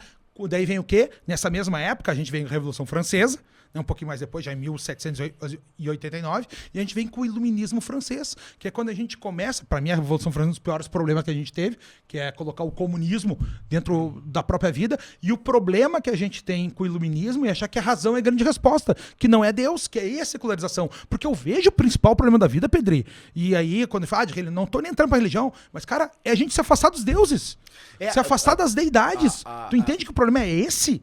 Mas essa parte é a nossa tradição, que era a parte boa. Transmitir por historinhas que nós vamos contar um pros outros, nos reunirmos para discutirmos, fazer a missa, fazer os ritos de passagem, cada um dos sacramentos. Isso era importante pra gente ter na vida. E a gente perdeu isso tudo. Mas é que tá, né? Quando a gente fala assim, é por isso que os conservadores, a gente sempre fala assim, a casa greco-romana com a... Claro. Com a judaico-cristã. Exatamente. Claro, então, assim, uma junção, é uma linha, ou seja, ela é praticamente indivisível. Então, assim, nós não separamos muito uma coisa da outra, claro. Entendeu? Então, assim, não chega assim, greco-romana, judaico-cristã. Não, são praticamente a mesma história contada. Claro, mas né? É que a tradição é uma coisa e a cultura é outra lá, né? Sim, mas a transcendentalidade, o bonito da história é essa, né? É como a tradição judaico-cristã puxa, sim, muito bem puxado dessa casa. Tanto que... Sim, os caras acreditam que era um deus que caminhou na Palestina 2 mil anos atrás. Tanto que, era um homem que era um deus. Tanto que, né, Conrado? Pô, é transcendência pra caralho. Tanto que, né, a Igreja Católica, ela traduz muito bem, ela traz a questão da magia dos símbolos pagãos, né? Ou seja, mas a gente nem discute isso, cara. Tu pega Não, mas eu só tô fazendo um adendo, né? Claro. Então, assim, há aí, assim, essa linha contínua, né, dessa tradição greco-romana com a tradição cristã, com a tradição judaica. Uhum. E a questão da modernidade que tu toca aqui, né? A gente discute também muito isso também em bate-papos conservadores, né? Onde começou a modernidade. O professor Olavo fez um curso excelente em relações, que é o Raiz da Modernidade. E é muito interessante, assim, né? Porque é muito discutível isso, né? Quando a gente fala de direito natural, principalmente, né? Quando começa o contratualismo, o nominalismo. Com Locke. Com o Ockham, Guilherme de Ockham. Mas o direito natural do segundo tratado sobre o governo. É isso. Locke, então, assim, aí uma série de discussões, sim, né? Sim. Quando nasce, quando não nasce, enfim. Mas no final das contas, né? A gente tá falando da mesma coisa. Ou seja, do sentido da vida, ele só acontece se tu sentir pertencente a um todo. Claro. E esse todo, se tu não entende que ele existe, que é o que tu tá falando, secularismo, é tu não acreditar em Deus, não acreditar em força nenhuma. Te afastar das divindades. Agora eu. Não preciso. Eu fui sozinho. Eu sou um self-made man. Eu sou... Tá na moda dizer, eu sou um self-made man. Aposentei meus pais aos 30. Olha só, cara, e vamos trocar... Vamos trazer também agora pro mundo material de novo. O cara não vê, o cara acha que a família dele não foi importante, que as conexões do condomínio que ele morava não facilitou a vida dele, que os coleguinhas que hoje em dia um é juiz, tal, facilita, ele acha que isso não conta. É o que faz, inclusive, nós ter um mundo onde os velhos não são escutados. E a supervalorização do jovem. Mas é marketing, né? Pra vender mais. As crianças de Gucci. Quando eu vejo criança de Gucci e Louis Vuitton, me dói, tá ligado? Me dói. Porque... Qual é a parte que não entenderam dessa história? Estão criando um problema. Porque olha só, no momento que porque esse é outro problema. No momento que tu começa a criar o luxo como sendo necessidade, aí tu fudeu a vida das pessoas. Exatamente. Porque tu não tem mais como alcançar. Não é nem só conquistar. É o sofrer por não ter. Ele não tem noção do que é bastante. Sim. E quando não tem o que é bastante, nunca é suficiente. Nunca. E aí os estoicos já falavam isso há 2000 anos atrás. O homem que não satisfaz com pouco, não vai satisfazer com muito. E é um pouco do sentimento que tu falou, né? Tu não sabe... É a angústia, né? É angústia. Fica angustiado. E daí que eu ia invocar... Eu ia invocar o Pai Conrado e trazer de volta aqui para os dias atuais. Se as pessoas de 30, apesar de estar meio acabado, eu tô na casa dos 30, tem 30 anos de idade, mesmo o pessoal de 30 anos, eu tive infância, corri rua, sabe? Brigava no colégio, o bullying era bonito ainda, né? E mesmo assim a gente já vê na casa dos 30 tanta gente com tanto problema psicológico, tomando tanto remédio, tão fraco. O que a gente vai esperar dessas crianças que estão crescendo dentro dessa proteção, dessa bolha? O suicídio é a segunda causa-morte de jovens de 15 a 25 anos. E hoje no Brasil é a terceira causa-morte. Mas eu pergunto pro Pai Conrado, daqui a 10, 15, 20 anos, o que a gente vai ter? Cara, mas olha só, uma coisa que as pessoas não entenderam, e porque talvez não foram treinadas, não foram ensinadas, é o seguinte, na tua casa, eles vão formar o teu processador, teu cérebro, tá? Aqui eles vão fazer com muito carinho. Muito amor, se tu vive numa família saudável, né? Muito carinho, muito amor, tu vai errar, eles vão ser condescendentes contigo, tu vai errar, eles vão te dar um puxão de orelha, uma voadora, eles vão te ensinar como é que a vida funciona, tal. Depois tu vai pra escolinha, vai ler todos esses livros aí. Vai ler todos os livros e começa a passar nesse teu processador que teu pai te ensinou. E aí tu vai pro mundo real, e o mundo real vai te ensinar tudo diferente do que teu pai te ensinou, do que a escola te ensinou. Tu vai aprender tudo diferente, é tudo ao contrário daquilo ali. Vem as provas da vida. E aí as pessoas não estão preparadas. A adolescência servia exatamente para que esse homem que foi tratado na casinha com amor, carinho da mamãe, com descendência do papai, um puxão de orelha real. Pra começar a testar. Sofrer o mundo real. E aí, cara, o que vinha de legal nisso tudo? Que era nessa juventude que esse cara via que ele não se encaixava nesse mundo real e ele queria transformar o mundo. Ali vinha essa coragem de vou mudar o mundo, eu vou mudar o mundo, eu vou mudar. Daí a gente tinha dois tipos de jovens. Que era o jovem que era o que queria mudar tudo e o que começava a entender como é que ele tinha que mudar por dentro a história. E aí o mundo mudava. Tanto que grandes das invenções da humanidade que a gente tem, cara, as invenções da humanidade, ou elas nascem na juventude, no ímpeto da juventude, ou lá depois de velho. Se pegar os grandes nomes da humanidade aí, investidores, tal, os caras começaram as coisas velhas, ou muito jovens. Cara, a música, por exemplo, rock and roll, os caras se matam com 25 27 anos. Então eles já fizeram o máximo deles até os 27, tu entende? As grandes obras de arte, Rambo escreveu uma temporada no Inferno lá com 14 anos. Então o Mozart é incrível. Esses caras produziam as coisas muito cedo, porque era essa juventude querendo mudar o mundo. Esse era o grande ímpeto que a gente tinha. E aí qual é o problema que a gente tem hoje, cara? Uma proteção maior cada vez mais desses filhos. Infantilização. Que quando vão chegar na vida adulta nunca mais chegam. Cara, tu vê as pessoas se vestindo que nem adolescentes. Meus amigos, cara, eu tenho 43 anos, tô quase 50 anos. Os caras se vestindo que nem adolescentes. As mulheres se vestindo que nem adolescentes. Todas iguais na rua.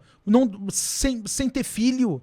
Sem querer crescer, sem ter família, sem se preocupar. Responsabilidade, fugindo do... Não, mas, cara, responsabilidade não vamos nem falar, porque a gente tem muita gente que nunca produziu nada. Nunca ganhou R$1, nunca trabalhou, nunca pagou imposto. Com 30 anos, 40 anos, não construíram nada pra vida. E aí como é que a sociedade vai se fazer? O que a gente tá vendo hoje, cara, é uma desconexão tão grande da realidade que o sofrimento já não faz mais... Já não pertence ao dia a dia. Então as pessoas ficam nessa proteção e vão pro mundo e querem que o mundo se adeque a essa proteção. Essas loucuras sexuais, loucuras... E aonde vai acabar isso? O Ocidente vai ser tomado. Não. Cara, vai ser muito legal, meu. Porque esses caras vão ser tudo mandado por ti. Tu entende? É isso que as pessoas não entendem, cara. O teu filho que vai ser criado no conservadorismo, sabendo que a vida é uma fodelança. Porque, cara... Como é que a gente foi criado? Mais ou menos como eu fui criado e a minha geração, meus amigos foram criados. Era fodelança controlada. Teu pai deixava tu te ralar um pouquinho, coordenando como é que tu ia te ralar. Tu não tomava um choque. Cara, eu só fui tomar um choque na vida quando meu pai morreu. Eu nunca tinha tomado meio choque na vida. Eu não sabia que era tomar choque. E eu achava que eu tinha os mais duros dos problemas, porque eu não sei o que, não sei. Cara, choque é pai morto. Choque é não ter dinheiro. O resto é uma Disneyland. Mas não tem como tu ensinar pros outros isso. Não. Tu tem que viver essa história. Exatamente. Então o nosso mundo, cara, a gente tá perdendo esse momento que era a fodelança controlada. Muito disso por causa dessas linhas terapêuticas que surgem do nada aí, botando aplicação nas pessoas, querendo cada vez tomar mais remédio, que tu não sofra, tu não pode sofrer. Cara, como eu disse pra vocês, o mundo era sofrimento. A gente tá fugindo, porque assim, ó, a gente começou a não saber o que é mais. Porque no momento, cara, que eu não entendo, como eu falava pra vocês, a secularização, né? Eu não tenho mais Deus. Deus é meu primeiro outro. Né? Nos relacionamentos, a gente já não tem mais a presença do outro, da alteridade. Os caras, tu já não sai mais, tu vai pra uma festa pra pegar mulher, tu já não consegue conversar, cara, tudo na internetzinha, tudo mandando mensaginha. Como é que é a tua relação pra escolher fêmeas hoje? Ou parceiro ou machos? Dedo pro lado, dedo pro outro, dedo pro lado. Sim, cadê a dificuldade? É um catálogo. Mas cadê o medo? Tu não tem problema nenhum. Se o outro quiser, vai dar play. Se não der play, tu não vai ser com o outro. Então tu não tem mais risco, tu entende? Ninguém mais se arrisca. A gente tá vendo o mundo cada vez mais covardes e cada vez mais preguiçosos. Esse é o mundo que a gente tá vendo hoje. As pessoas já não se arriscam pra mais nada, nem pro relacionamento. E quando tu não convive com o outro, tu não sabe do que tu é feito. Como é que eu vou saber se sou gordo ou magro? Tem que ver outra pessoa. Eu sou mais magro, eu sou mais gordo que ele. Se eu sou mais baixo, mais alto, mais feio, mais bonito, mais inteligente, mais burro, mais sagaz ou não. E assim sucessivamente. E o movimento é muito associado à histeria, né? Porque quando eles caem na real que o mundo não é essa redoma de cristal, vem a reação histérica. Uau! Mas a histeria era das mulheres, que não estavam preparadas pra porrada. Porque qual é o problema da mulher hoje, meu? Cara, ela entrou no mundo assim... Porque olha só, as mulheres entraram nesse mundo de competição há 50 anos. 1960 pra cá, elas entraram nesse mundo aqui. Cara, a gente tá 300 mil anos dando soco na cara do outro. As mulheres não estão preparadas e tu quer ver... Ai, Conrado, que machista que tá falando. Procura um dado aí. Tá me achando machista? Procura um dado. Vai pro Conselho Regional de Medicina de São Paulo, CREMESP. Coloca ali sobre morte de mulher, morte de médicas em relação a mortes de homens. Cara, as mulheres, normal como um todo na sociedade, duram 10 anos a mais que os homens. Claro. Os homens morrem 10 anos. Outra coisa também, é isso que tu falou do suicídio. O homem, quando ele não se sente tem que ter um papel, ele se mata. Deixa só... Ele não vê valor. Deixa eu só finalizar isso aqui. As mulheres duram 10 anos a mais que os homens 10 anos menos que as mulheres. As médicas em São Paulo, em relação aos médicos, morrem 10 anos antes. Tu entende que as mulheres estão perdendo 20 anos de vida e não estão enxergando? Porque elas não foram feitas para esse mundo da pressão. Ai, Conrado, que loucura. Elas são 50 anos nesse treino. Nós somos há 300 mil anos. Sim. Qualquer macho convencional, qualquer homem que foi tratado com pai e com mamãe, saber que era pai e mamãe em casa, essas coisas, esse cara já veio tomando porrada, veio dando soco na cara do outro no colégio. As gurias não dão soco. E agora estão querendo dar soco na cara das gurias. Os caras não entenderam. As mulheres não entenderam que tinha uma dinâmica própria. Cara, na minha casa, quando eu falo isso, eu digo assim, que eu tô há 50 anos na frente das outras pessoas. E aí eu falo com muito orgulho. Meu pai e minha mãe tinham a mesma profissão. Minha mãe entrou na Polícia Civil em 72, meu pai em 73. Meu pai foi delegado, minha mãe foi delegada. Eu vi numa casa, entre os dois, meu pai fez engenharia, depois fez direito, minha mãe fez arquitetura e fez direito. Os dois ganhavam mais ou menos a mesma coisa, viviam juntos. Então tinha um pai que amava uma mãe que respeitava um pai, tá? Que é aquele princípio bíblico, porque na Bíblia tá escrito: ô marido, ame sua mulher, mulher respeite o homem. Eu não tava falando mulher ame o homem, tava falando mulher respeite o homem. Que é assim que funciona a coisa. Porque a mulher é feita... Cara, mas tu imagina que isso é um pêndulo? Que em algum momento que pêndulo, porra? Mas que pêndulo? Não, mas tu acha que... Eles só vão... Mas só morre o outro lado. Tu entende que o triste é o outro lado? Quem mas tu acha que em algum momento as pessoas vão abrir os olhos? Olha, nós estamos fazendo alguma coisa errada aqui, nós estamos morrendo. Mas já aconteceu. Já tá acontecendo. Cara, o presidente da República é Jair Bolsonaro. Tu entende, cara, que uma coisa me pergunta lá na chama. Conrado, terceira via é o Jair Bolsonaro. Nunca teve. Não, mas como não? Tinha a esquerda e tinha o PSDB, entrou o Jair Bolsonaro. Ele era a terceira via. Sim. Ele veio como terceira via. Tanto que agora tu pega nas eleições, a terceira via toda desidratada. Moro não vai concorrer. Dória desistiu, tá indo, entrou pra privada. Cara, é as piadas prontas, né? O Moro não vai concorrer, o Dória entrou pra privada, o Eduardo Leite deu pra trás. A gente tá, cara, uma piada pronta esse Brasil, cara. É uma piada pronta que a gente tá vendo aqui. Então tu não tem, cara, quem é que... tu acha que se esses caras achassem que o Bolsonaro não tinha chance de ganhar, que o Lula ia ganhar, se eles não iam estar concorrendo com todas as fichas? Então, e a figura, e aí vem um pouco da minha própria palestra no CIPEC, né? O porquê o sucesso conservador, né? E aí vem a figura antropológica do próprio Jair, exatamente essa, né? Do antifrágil, né? Do arquétipo do guerreiro, do cara que simboliza, né? Essa força, né? Que muitos não enxergavam mais, né? Tem um cara... A característica da personalidade, né? O Olavo sempre falava isso, né? Uma personalidade... Cara, eu fui aluno do Olavo nos cursos que ele dava aqui na PUC, tal, na URGS ali, do tempo que ele tava querendo se provar como filósofo ainda, nos anos 90, que ele brigava com a Mir Sader, tal. Há 20 anos atrás ele dizia o seguinte, querido, no dia que aparecer um conservador, ganha esse negócio todo. Eu botei na minha apresentação essa frase. Se aparecer um, ganha, porque, cara, e aí vem as redes sociais, aí vem a importância das redes sociais. Quando a rede social apareceu, a gente acabou com a conformidade social, porque como é que se dava a vida? Tu enxergava o Fantástico e o Jornal Nacional, eles falavam, na reportagem deles tinha uma verdade, uma mentira.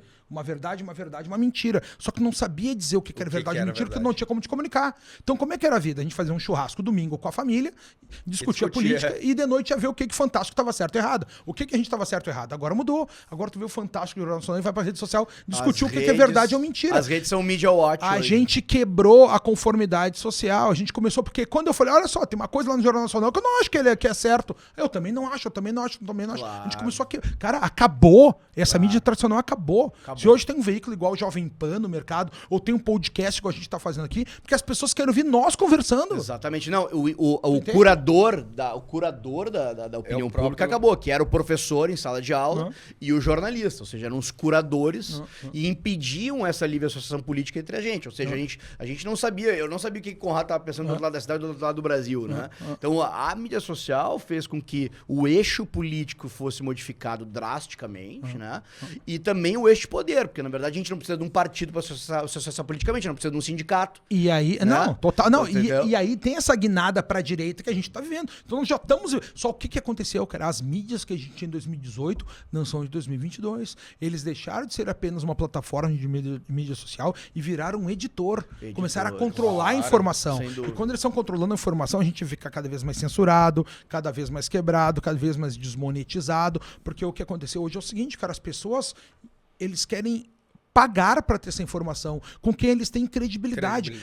Mas olha só, mas olha o mundo que a gente voltou, cara, a gente voltou pro mundo do crédito, que era o que minha mãe dizia, Fernando, teu nome é a única coisa que tu tem. Protege, respeita, tenta fazer as coisas, E era o que a gente dizia, cara, hoje é a credibilidade que mais vale. Isso é honra. A gente tá voltando pros preceitos. Isso. Da Grécia. Isso. Da Roma. Judaico-cristão, a honra, a palavra, conheceis a verdade vos libertará. Tu entende, cara? Impressionante. Que é isso, mas e é vida, e esse é o mundo que a gente tá vendo. Então, se a gente tiver cada vez mais candidatos, cada vez mais políticos que cheguem no mercado, que cheguem no sistema, que defendam uma plataforma conservadora, e quando eu falo conservadora, que não é o Kirk, o Burke, isso aqui falou isso da religião, que não sei o que, do cristianismo, ficar de joelho no milho, silício na perna, não é. Cara, é o seguinte, cara, ó. Seja um cara igual teu pai, arranja uma mulher igual tua mãe, cuida do teu filho, respeita, morre pelos outros, sirva, pertença, lute pela ordem, entenda o sofrimento, busque inteligência, te relaciona com a natureza. Cara, só quando te relaciona com a natureza, não tem nada a ver com você, eu sou bicho grilo. Não, cara. Quando tu vai pra beira da praia, vai ali Atlântida, aquele mar de chocolate que seja, tá? Tu parou na frente daquele mar. Tu vê que tu não é nada. Que tu vai morrer e o mar vai estar lá. Exatamente. Mas tem Deus, depois tem, mas o mar vai estar lá e tu vai estar aqui e tu vai morrer. O mar vai estar lá, entendeu? Que no é deserto, aquela noção que a gente tá falando de continuidade. Claro, Ou seja, cara, eu tenho uma historinha pequena nessa história aqui. Tá. Eu sou uma fraçãozinha. E que tu quer... Mas aí que tá, cara, e tu quer fazer o teu melhor, porque o que é vida eterna? É virar nome de rua. O que é vida eterna? Deixar aqueles livros... Cara, o Hegel faz 200 anos já escreveram. Aqui, Aristóteles lá, meu. Tá Aristóteles é 380 lá, Aristóteles, lá, antes de Cristo. Platão. Todos esses caras, meu, estão aqui, eles deixaram a marca deles, que fazem a nossa cabeça. Meu, olha só mais... Meu, mas eu tava agora gravando o curso de filosofia da Grécia lá, tá? E eu fui na prisão... A gente não vai ter um livro da Anitta daqui a... Não, acabou. Não vai existir, tá? Essas coisas não vão existir. Tu entende? Quem vai ficar... Esses caras se fizer, porque esses caras se dedicaram a pensar pelos outros, arriscaram a própria pele pelos outros. Quer ver um ponto, cara, que a gente nem traz... Cara, pra mim o maior ponto da história, tá? Óbvio, tem diversos grandes pontos, mas um grande ponto, cara, quando o Sócrates é preso, eu fui lá na cadeia lá, que ele é preso, depois ele escolhe tomar cicuta e morrer, do que se ir pro ostracismo. Um amigo dele suborna os policiais pra ele fugir. Seguinte aqui, ô Sócrates, paguei todo mundo, vamos fugir, brother. Eu tenho uma casa numa ilha, vamos largar daqui pelo porto de Pireus aqui, vamos pra uma ilha, vamos ver lá, tudo certo. Daí o Sócrates responde pro cara o seguinte, ó. Eu fui preso injustamente. Se eu sair daqui pra fugir, eu vou dar razão pros caras. Uau. E aí eu vou me desmoralizar com os meus alunos. Cara, imagina se o Sócrates resolve sair aquela noite e o Platão perde a admiração pelo Sócrates, não escreve os 36 livros que ele escreveu, os 38 livros que ele escreveu sobre o Sócrates. A noção de legado. Imagina se ele não cria a academia, não forma os epicuristas com ele, não forma o Zenão de Sítio, não forma o Aristóteles. Imagina se o Aristóteles não se emociona com Platão, não vai criar o Liceu depois, onde ele cria a ciência. A dialética, uma tese, antítese, síntese. Imagina se ele não cria essas coisas todas. Porque um cara não fugiu da prisão injusta que ele sofreu, por um cara não arriscou a própria pele pelos outros, a gente não tem outro mundo. A gente não né? E esse tipo de sentimento... E esse tipo de sentimento é que é difícil hoje as pessoas terem, né? Muitos poucos hoje conservam isso, né? Aí tipo que tá, assim, cara, eu vou preservar... Eu vou me arriscar pelos outros. Eu vou ficar até o fim nessa história. Exatamente. Porque todo mundo é feito pra recuar. Tu é feito, cara, não precisa ter o trouxa. Porque aí que tá. Isso aí é o teu pai que te ensina na tua casa se arriscando por ti. Se arriscando pela tua mãe, morrendo pelos outros. Sim. Ali tu aprende isso. Tu não tem um exemplo disso? Porque o mundo te ensina o contrário. Não te arrisca, querido. Não põe a bunda na janela. Às vezes isso é a mesma coisa que o príncipe de Maquiavel. O príncipe de Maquiavel te falou só, o mundo da terra é duro. Tu pode não gostar, pode achar feio o que eu tô falando, mas esse aqui é o mundo duro. Tá? Esse é o mundo duro, não é o que teu pai te ensinou. Não é aquela Disneylândia lá. Então ele te diz essas coisas, fica em casa, não te expõe, vai com a maré, usa os outros, se puder mentir, mente, não precisa usar a força, desdobra, ele tá te ensinando o mundo real. Que para muitas pessoas, o Maquiavel é do mal. Não, cara, o Maquiavel tá ensinando exatamente... A vida. Não. E pro homem que não sabe, porque o bandido já sabe dessas coisas. É a gente que é o bonzinho que não sabe, entendeu? Ele tá ensinando pros bonzinhos como exatamente. Essas são as armas que os caras usam, aprende com teus inimigos e vai adiante. Sim. O Maquiavel é bem controverso, né? Um autor que eu não acho. Que ele inspira bastante. A igreja não gosta muito. A igreja depois primeiro livro a ser banido pela igreja no Códex. O príncipe de Maquiavel. Mas o Conrado, é que o Maquiavel tem uma questão. Tem uma questão com ele espiritual, que eu, inclusive, voltando. Tem uma questão espiritual. Tem sim. Tanto que o Papa Leão X, que quando tava lá, o Martim Lutero criou uma outra religião porque era muita roubalheira. Não, mas o ensaio do Maquiavel, pelo próprio Olavo, né, que é a confusão demoníaca, é interessante nesse sentido. Sim, mas daí o Maquiavel, e o Maquiavel ele também inaugura uma. E aí a gente pode até discutir se isso talvez seja. Pode marcar uma próxima conversa, né? Mas o Maquiavel inaugura... Claro que não foi ele que trouxe isso, mas talvez ele tabulou isso sem querer, né? Mas ele inaugura a política, né? do poder pelo poder somente. Claro que os reis também faziam isso, né? Uma coisa mais antiga, mas ele tabula isso numa sociedade onde a política, de fato, e aí hoje há isso, né? A política maquiavélica é do poder pelo poder, e talvez a boa política seria do bem comum. Ou seja, tu tem aí um choque, né? Não, mas mas essa é a propaganda contra o Maquiavel. Propaganda contra. Mas o Maquiavel falou assim, querido, a tua honra é tu ficar tão foda que tu administra todo o contrário ao teu redor. Tu muda as circunstâncias. Mas, cara, mas que é o que os Médici fizeram no Renascimento. Mas é que tá. A gente tem que avaliar um autor também pelo produto, né, daquilo que ele criou, né? A gente não pode avaliar, por exemplo, o Marx somente pelo posto de virtude que ele achava que ele era, né? Tá, mas assim, o Maquiavel, na verdade, tem essa questão que eu acho complicada. Tu sabe, o Maquiavel tem duas coisas engraçadas sobre ele. Uma delas é que em 1513 ele escreve O Príncipe, né? E aí ele mostra pros amigos, cara, escrevi esse livro aqui, eu vou dar pro Giuliano de Médici, que morre, depois ele dá pro Lorenzo de Médici, pra segunda fase já dos Médici, né? Depois do exílio que eles voltam. Daí o cara diz, mas isso aqui não pode publicar, cara. Isso aqui vai dar um rebuliço. Isso é publicado depois que ele morre em 32. Ele já tá morto há 5 anos quando publicam. E aí, seguinte, 200 anos proibido pela igreja. Só volta agora. Né? Ele fica até os 700, até os 800. Ninguém tem acesso ao Príncipe do Maquiavel. Porque o Maquiavel, cara, é o seguinte, ele trabalha com os Médicis, ele vai trabalhar com a Catarina, com os Sforza. Ele trabalha com todos os reis e diz o seguinte, querido, trabalhei com todos. O que deu certo foi isso, o que deu errado foi isso, tá tudo aqui no livro pra tu ser um bom governante. E o que ele diz ainda, quando ele faz o Lourenço na dedicatória, ele diz, olha só, Florença está doente e a gente precisa de médicos para guardar... Mas aí eu vou te provocar. Mas eu vou te provocar. Fala, claro. Tu acha que o Maquiavel acreditava em Deus? Claro que não. Então, mas tu acabou de dizer. Mas o Leão era um baita corrupto. Não, a igreja. Cara, não. Vou te provocar agora, mas quem falou que tem que acreditar em Deus nessa história? Não tá entendendo. Mas aí nós temos que acreditar em Deus? Não, mas olha aqui. Que te peguei agora. Não, cara, não pegou. Ele não acreditava. Cara, ele viu Girolamo de Savonarola fuder com Ferenzi. Não, mas o que eu tô querendo dizer é o seguinte, vamos lá. A questão é o seguinte. Se a gente tá discutindo que. Não, Maquiavel não acreditava em Deus. Então, se é fundamental. Eu não vejo problema. Não, mas se é fundamental a personalidade humana. A gente tava discutindo agora. Não, mas eu não sei. Acreditar em Deus. Não sei. Eu não sei. Eu aceito que os outros não acreditem. Eu aceito que os outros não acreditem em Deus. Não tem problema. Vamos deixar essa próxima conversa. Vamos pra próxima conversa. Essa vai mais 2 horas de conversa. Vai ser muito boa. E por sinal, é uma aula escutar o Conrado, né? Às vezes a gente pode só sentar aqui, pegar uma pipoquinha e deixar ele falar. Cara, a gente tem o privilégio, né, cara, de ser amigo do Conrado, né, cara? Cara, ele já foi até meu guia turístico. É verdade. Quando precisar, me liga sempre que eu tenho umas dicas boas de viagem. É verdade. As viagens são boas. Mas é muito bom as pessoas conhecerem, né, o Fernando Conrado, né? Mas o nosso ponto é que... Hoje ajuda tanta gente nesse país, né, Conrado? Mas o que eu acho que a parte mais interessante da nossa conversa aqui, exatamente a gente traz... Porque olha só, meus amigos, só pra gente encerrar também esse assunto aqui, tá? Hoje em dia, todo mundo nesse mundo pasteurizado, insípido, inodoro aí, eu não gosto dos extremos, os limpinhos, não gosto da polarização, eu não gosto da discussão. Centro. Meus amigos, olha só. A vida é polarizada. É o certo e o errado, o bem e o mal, o justo e o injusto, o belo e feio. Então não tem o que a gente quer, é polarização. O que eu quero? Que as ideias fiquem bem claras e que eu compare uma com a outra e escolha melhor pra mim. Por exemplo, tem um candidato que não acredita em Deus. Tem um candidato que acredita em Deus. Eu acredito em Deus. Eu vou votar no candidato que acredita em Deus.